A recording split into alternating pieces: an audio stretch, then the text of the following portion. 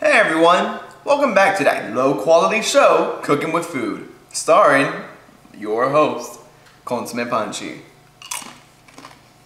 Today, we're going to be making a cinnamon cake. Now, is it really a cinnamon cake? All you do is just add a layer of cinnamon, and you can't really even taste that much, in a thin line throughout the batter. The rest is just a basic yellow cake. What's the deal with that? Sometimes, your show's not only low quality, so is your cameraman and your pretzels. Yeah, I'm talking about you, Carl. So, cinnamon cake. What's the deal with cinnamon cake? Thin layer. I like to call it yellow cake with a cool little design of cinnamon. It's not that big of a deal. Do I care much for this recipe? Good memories, nostalgic. Yeah, those were the days. Basically, you're gonna need some things. You're gonna need 4 eggs, yellow cake mix. That's right, we're going to cheap stuff today. No personal scratch dry ingredients. 8 ounces of sour cream, 2 teaspoons of brown sugar and cinnamon, and 1/2 cup of butter along with 1 cup of sugar. Whee! Probably just disappeared before I even hit my hand. You ready to get this down? Perfect. You want to go ahead and get your 1 cup of sugar and cream that up with 1/2 cup of butter. Get it nice and creamy. Once you're done, you want to go ahead and throw in your 4 eggs and mix that all up real well. Now of course, you're thinking, well, 4 eggs, more than 1 egg, you want to do 1 egg at a time, right? I mean, come on. You're using this for goodness sake. Whoever you're making this cake for, they probably don't care if you're gonna use 4 eggs at once or 1 egg at a time. Alright? Just like you watching this video. You don't care about the quality, you're gonna consume it anyways. So, I say just mix all 4 eggs in at once, but the right way to do it is 1 at a time. Once you're done, you wanna go ahead and throw in your heretical yellow cake mix into the bowl with 8 ounces of delicious sour cream. Now I have a 16 ounce. Now you might be thinking, it's easier just to get an 8 ounce and just throw it in, right? But let me teach you a little bit something about economics, all right? Money, it's good. The more you have, the more money you have. That's Consomme's economic lesson for today.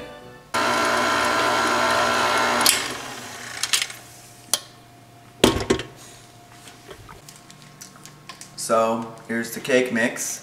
I'm gonna go ahead and put it into the mixer now.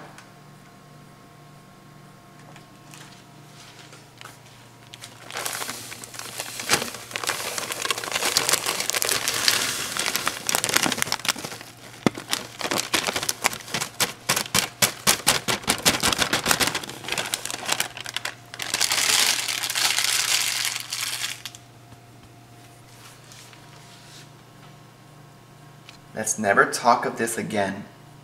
Just like the first season of Cooking with Food. When you want to cut this in half, just get a spoon and just try to roughly put half of it.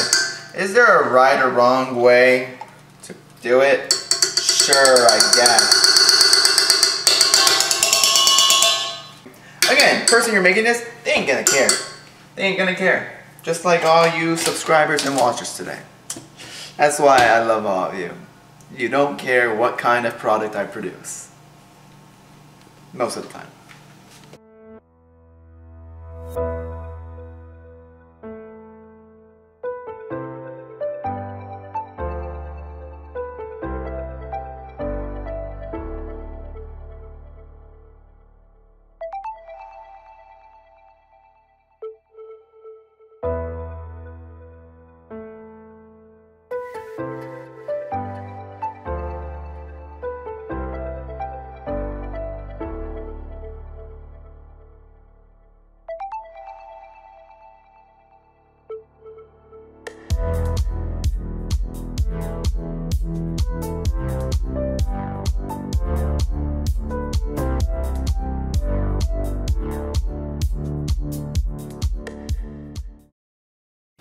You know, as much as I've been harping on this recipe for being low quality, it still tastes pretty good.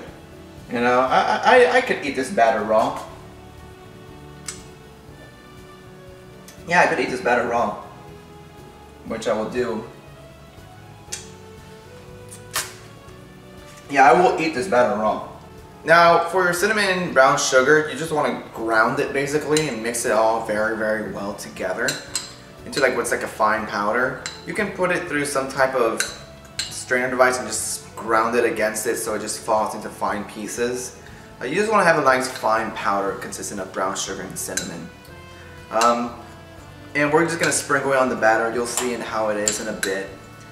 You could put in sprinkles as well, make it look colorful, maybe even a little bit of food coloring, not red 40 though, that's bad, really, really bad for you. But I mean, I think this is pretty nicely grounded, so let's move on to the lovely transportation of the batter to the matter of the pan. I couldn't make that rhyme. I'm gonna be honest with you. The reason I hate this recipe is that it requires using one of these, a bundt cake pan.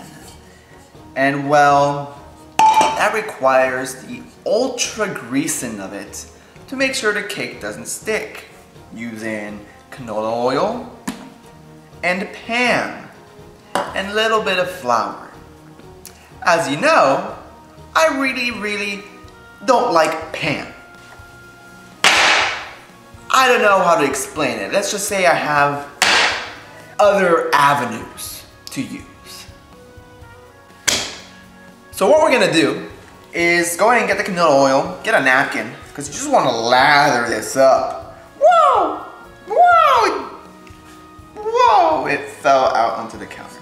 That's okay. We want to lather everything up, even yourself.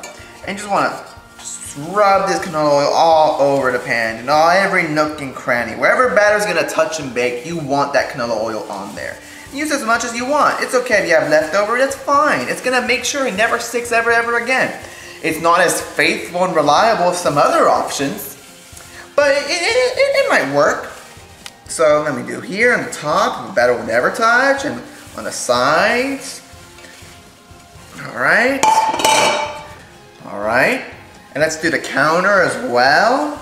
Oh yeah, lather up that counter real well. And even your face. Even your face. Just lather it up with that nice slick oil. Ah, beautiful. Oh, sorry, I couldn't handle all that oil on top of my face. Just needed to get rid of that. So you want to take your pan next. Shake it real good. You tell that pan you stick. All right? Shake it up real good. You flip it up into the air and don't drop it. And you do some cool tricks. You grab it and you do some cool tricks, some power moves. Punch, punch, punch. Flip it one more.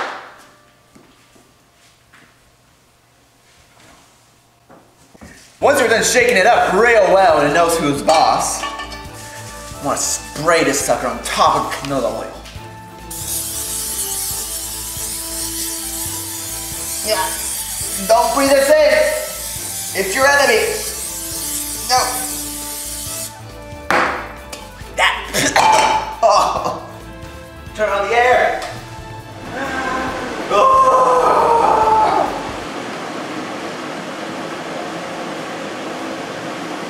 Where's the cat? And as soon as you're done using your pan, you want to go ahead and get the final part of the puzzle, flour.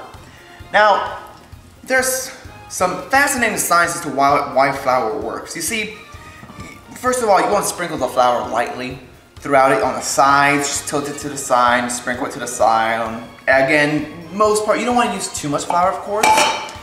But again, the science behind flour and grease working together to prevent cakes from sticking, it's actually very complex, and you see the reason it does that, it's actually quite fascinating. It just works.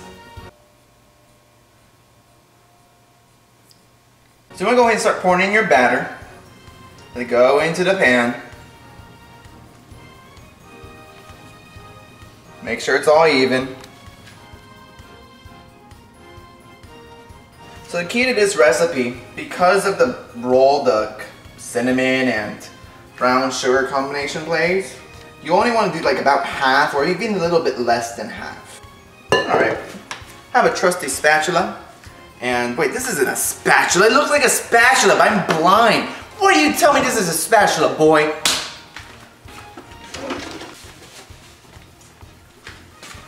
This is a spatula. So, go ahead and smooth out your mixture. Make sure it's all nice and even, spread out. And what you want to do, oh my gosh, I sprayed it everywhere! Well. Oh, I hate this recipe so much. Just to let me go to bed.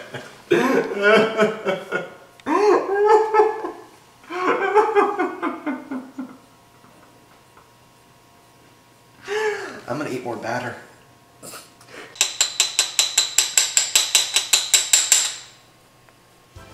So, after you're done spitting all of your cinnamon brown sugar combination, you want to go ahead and just use all of what you have and sprinkle it all over the top of the batter. You know, don't be shy. Just go ahead, use all of it. You know, again, the person ain't gonna care. They're gonna eat this no matter what you do. You know, we could put in like vanilla or milk chocolate or chocolate chips in the middle. You just want to make sure it just covers all of the batter. So what's going to be really cool is that when you cut into this, you're going to see like a nice spiral shape, that result of this combination. It's a pretty cool fun factor. It's pretty alright for what we lost.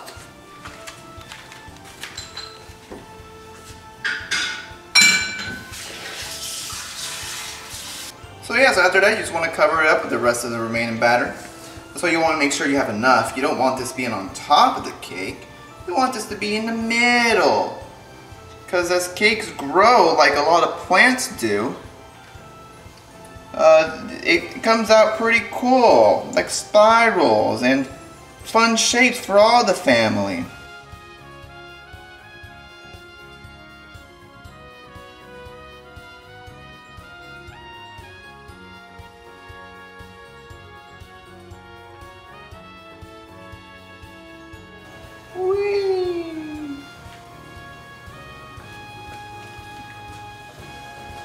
Well, with your 350-degree cake, put your oven inside that hot cake.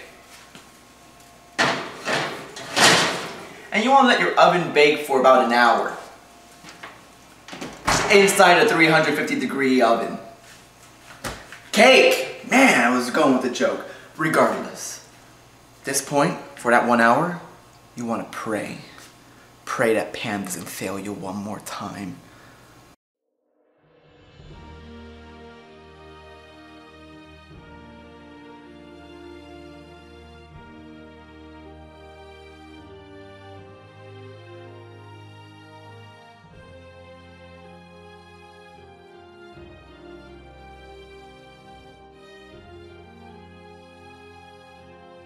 Now that an hour is over, I'm trying to separate whatever I can of the cake from the borders without destroying too much of its integrity.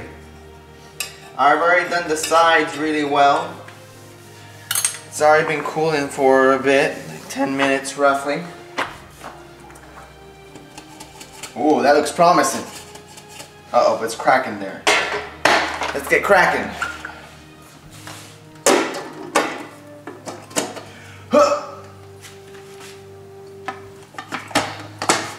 Let's see if Pam came through for me this time.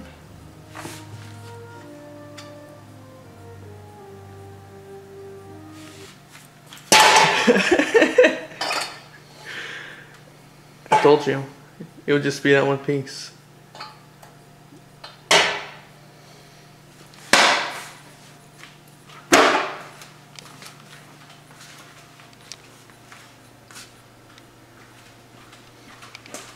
And there's your cinnamon cake, folks. Hope you enjoy.